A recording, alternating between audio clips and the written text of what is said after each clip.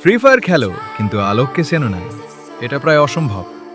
আজ আমরা জানবো 2019 থেকে 2022 পর্যন্ত ফ্রি ফায়ারের সবচেয়ে জনপ্রিয় ক্যারেক্টার ডিজে আলোকের গল্প।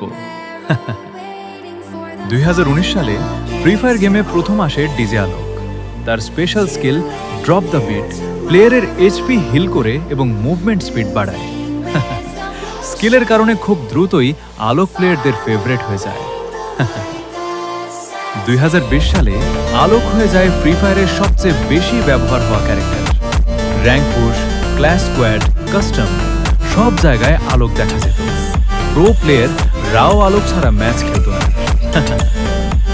2021 সালে ক্রোনো, স্কাইলার, ডিমিত্রিয়ের মতো নতুন ক্যারেক্টার আসার পর আলোকের ব্যবহার একটু কমল, কিন্তু তারপরও আলোক ছিল সবচেয়ে ব্যালেন্সড সাপোর্ট ক্যারেক্টার।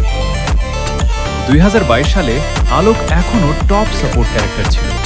স্কোয়াড গেমে আলোক থাকলে পুরো টিম হিল পেত, তাই ই স্পোর্টস ম্যাচেও আলোক ব্যবহার করা হতো।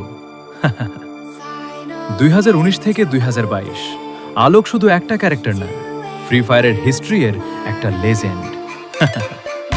তোমরা যদি আরও এরকম ভিডিও পেতে চাও তাহলে এই চ্যানেলটি সাবস্ক্রাইব করতে পারো।